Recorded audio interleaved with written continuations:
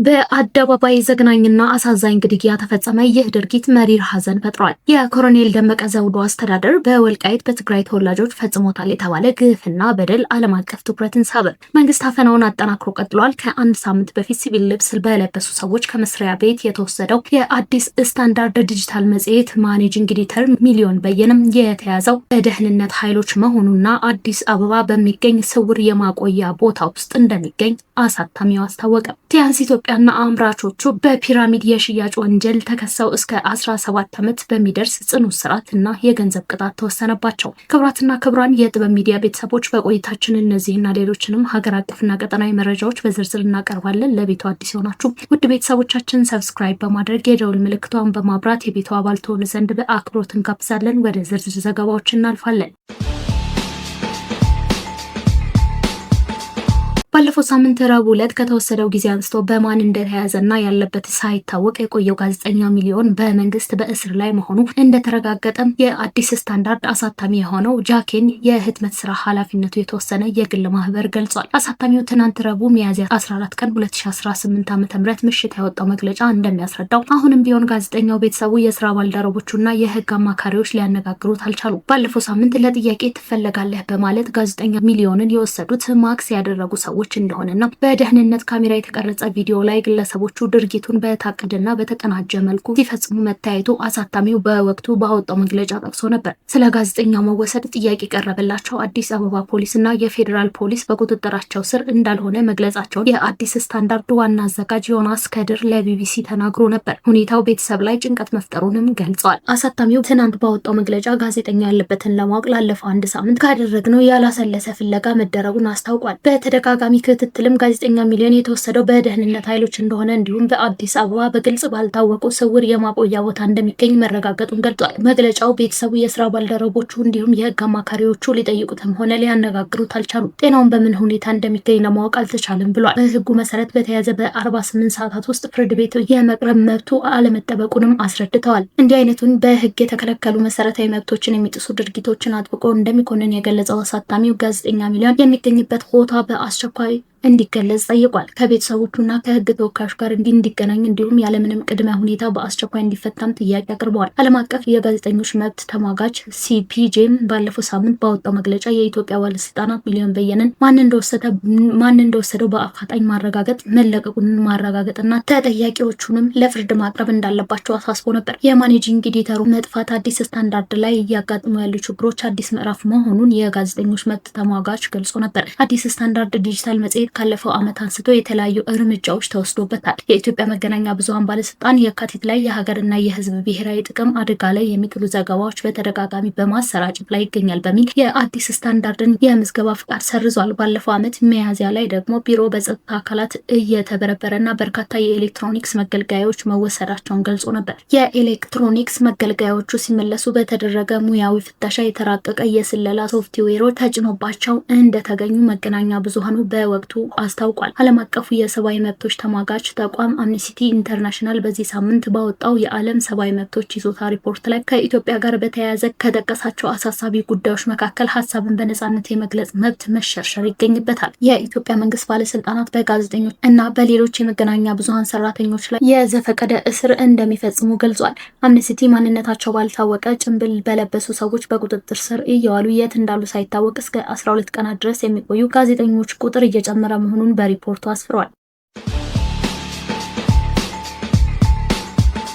ቲያንስ ኢትዮጵያና አመራሮቹ በፒራሚድ የሽያጭ ወንጀል ተከሰው እስከ 17 ዓመት በሚደርስ ጽኑ እስራትና የገንዘብ ቅጣት ተወሰነባቸው። በፒራሚድ የሽያጭ ስልት ጉዳት አድርሰዋል የተባሉ ተከሳሾች እስከ 17 ዓመት በሚደርስ ጽኑ እስራትና የ20 ሚሊዮን ብር ቅጣት ተወሰነባቸው። በተከለከለ የፒራሚድ የሽያጭ ስልትን ተጠቅመው ከ40 ሚሊዮን ብር በላይ ለግል ጥቅም በማዋል የተከሰሱ ተቋማትና ግለሰቦች በፌዴራል ከፍተኛ ፍርድ ቤት ልደታ ምድብ አንደኛ ልዩ ወንጀል ችሎት የቅጣት ውሳኔ ተላልፎባቸዋል። ተከሳሾቹ ቲያንስ ኢትዮጵያ ቢዝነስ ኃላፊነቱ የተወሰነ የግል ማህበር ሚስተር ዱዮንግ ጋንግ እና አቶ ቴዎድሮስ በቀለ ሲሆኑ በወንጀል ህግ አንቀጽ 34 እና በንግድ ውድድርና ሸማቾች ጥበቃ አዋጅ ቁጥር 813 ህዝባር 2006 ስር የተደነገገውን የወንጀል ድርጊት በመፈጸም በአቃቤ ህግ ክስ ተመስርቶባቸዋል። የአቃቤ ህግ ክስ እንደሚያስረዳው ቲያንስ ኢትዮጵያ ቢዝነስ ኃላፊነቱ የተወሰነ የግል ማህበር በአስመጪነት የንግድ ስራ ለመስራት የግብር ክፍያ መለያ የተመዘገበ ቢሆንም የአልሚ ምግብ አስመጪነት የንግድ ስራ ፍቃድ በማውጣት ከ2004 እስከ 2008 ዓ.ም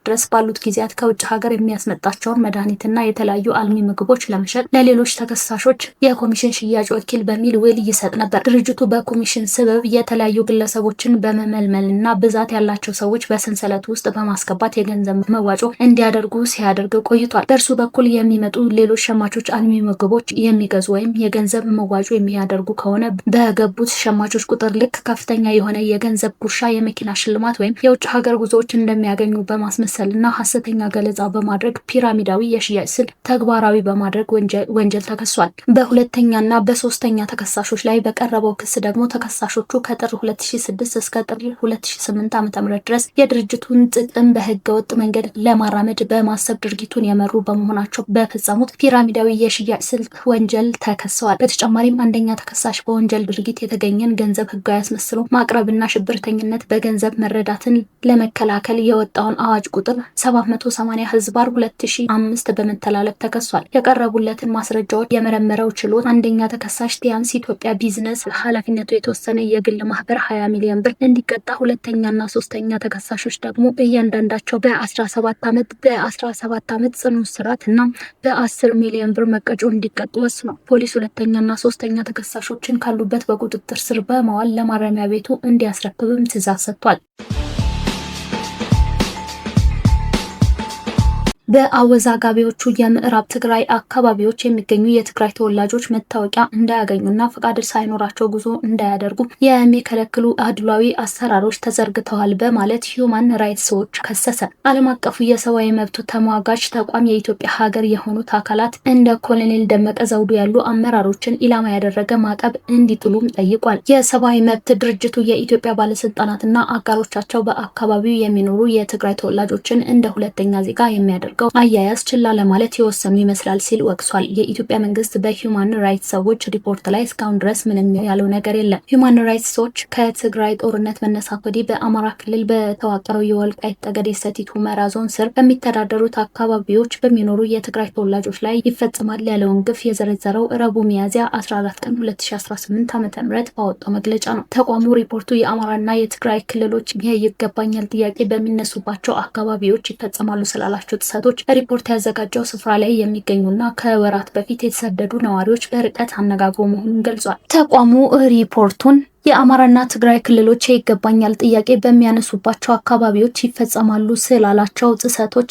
ሪፖርት ያዘጋጀው ስፍራው ላይ የሚገኙና ከወራት በፊት የተሰደዱ ነዋሪዎችን በርቀት አነጋግሮ መሆኑን ገልጿል። ከእርዳታው ሰራተኞች፣ ዲፕሎማቶችና ሌሎች ባለሙያዎችን መረጃ እንዳሰባሰበም ጠቅሷል። በትግራይ ጦርነት ወቅት በመቶ ሺዎች የሚቆጠሩ ነዋሪዎች ከነዚህ አካባቢዎች በግዳጅ መፈናቀላቸውን ያስታወሰው መግለጫው የትግራይ ተወላጆች አሁንም ድረስ በባለስልጣናትና ጸጥታ ኃይሎች ጥሰት እየተፈጸመባቸው ነው ሲል ከሷል። ባለስልጣናቱ የትግራይ ተወላጆች በዘፈቀደ እያሰሩና እንቅስቃሴዎቻቸውን፣ የስራ ዕድሎቻቸውን እንዲሁም አገልግሎቶችን የማግኘት መብታቸውን በከፍተኛ ሁኔታ የሚገድብ አድሏዊ ስርዓት እየዘረጉ ነው ብለዋል። የሂዩማን ራይትስ ዎች የአፍሪካ ምክትል ዳይሬክተር ላቲሺያ ባደር በምዕራብ ትግራይ የሚገኙ የትግራይ ተወላጆች በሁሉም የህይወት ዘርፎቻቸው ላይ ከፍተኛና ከሰብአዊነት የሚያጎድል እገዳዎች እየጣሉባቸው ነው ሲሉም ተናግረዋል። እንደ ሰብአዊ መብቶች ተሟጋች ተቋም ገለጻ በአካባቢዎቹ የሚኖሩ የትግራይ ተወላጆች ከከተማቸው ለቀው ለመሄድ ከዞኑ አስተዳደሩ ጊዜያዊ ፍቃድ ማግኘት አለባቸው። ይህን ፍቃድ ማግኘትም አስቸጋሪ እንደሆነ ከነዋሪዎቹ መስማታቸው የጠቀሰው ሪፖርቱ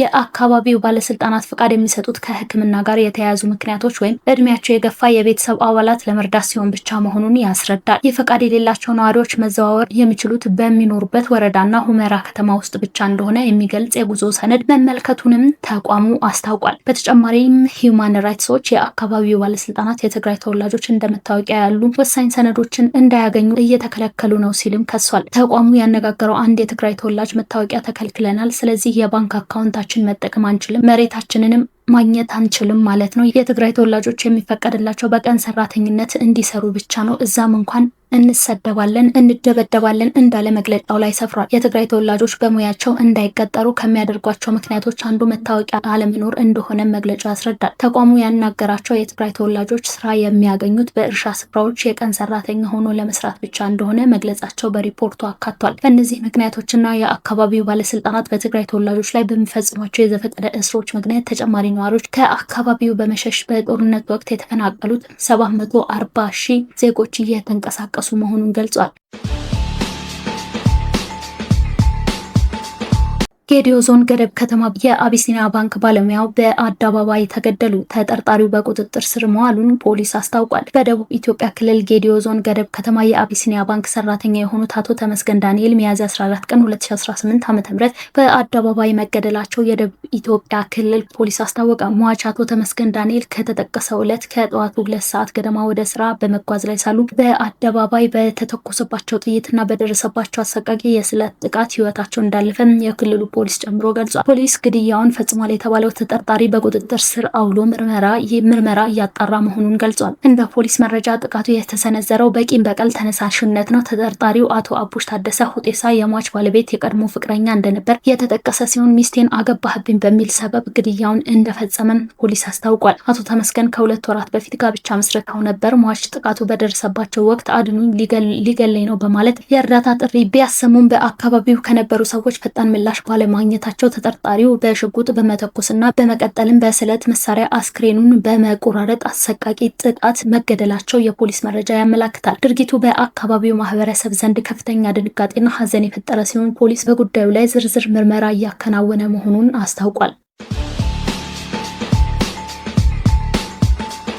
ታዋቂ ዓለም አቀፍ የቡና አምራችና ማቀነባበሪያ ኩባንያዎች በዓለም የቡና ገበያ ላይ የተደቀነውን አዲስ ፈተና ለመቋቋም ያስችላል ያሉትን የደን ጭፍጨፋ በሳተላይት ለመቆጣጠር የሚያስችል ዘመናዊ ስርዓት ይፋ አደረጉ። መርሃ ግብሩ ላይ በተለይ እንደ ኢትዮጵያ ላሉ የምስራቅ አፍሪካ ሀገራት ቅድሚያ እንደሚሰጥ ተገልጿል። ጂዲኦ ፔትስ እና ችቦን ጨምሮ 8 ግዙፍ የቡና ላኪና አምራች ድርጅቶች የቡና ካኖፒ ጥምረት የተሰኘ አዲስ አሰራር መዘርጋታቸውን አስታውቋል። አዲሱ ስርዓት ኤርባስ የተባለውን ኩባንያ በሚያቀርበው የሳተላይት ምስልና በሰው ሰራሽ አስተውሎት በመታገዝ የቡና እርሻዎችን ከደኖች ለይቶ በትክክል ይመዘግባል ነው የተባለው። ኩባንያዎቹ እርምጃውን ለመውሰድ የተገደዱት የአውሮፓ ህብረት ከጎርጎሮሳውያን ታህሳስ 2020 በኋላ በደን ምንጠራ በተገኘ መሬት ላይ የለማ ቡና ወደ ገበያ እንዳይገባ የሚጥለውን አዲስ ህግ ተከትሎ ነው። ይሁን እንጂ እስካሁን ባለው የተዛባ የካርታ መረጃ ምክንያት በጥላ ስር የሚለማ የኢትዮጵያ የጎረቤት ሀገራት ቡና በስህተት እንደተፈጥሮ ደን ተቆጥሮ ከገበያ ሊታገድ ይችላል የሚል ስጋት ነግሶ ቆይቷል። አዲስ የሳተላይት ቁጥጥር ስርዓት በመጀመሪያው ምዕራፍ በኢትዮጵያ፣ ኬንያ፣ ታንዛኒያ፣ ኡጋንዳ፣ ቡሩንዲ እና ሩዋንዳ ላይ ተግባራዊ ይደረጋል። ይህም በሚሊዮን የሚቆጠሩ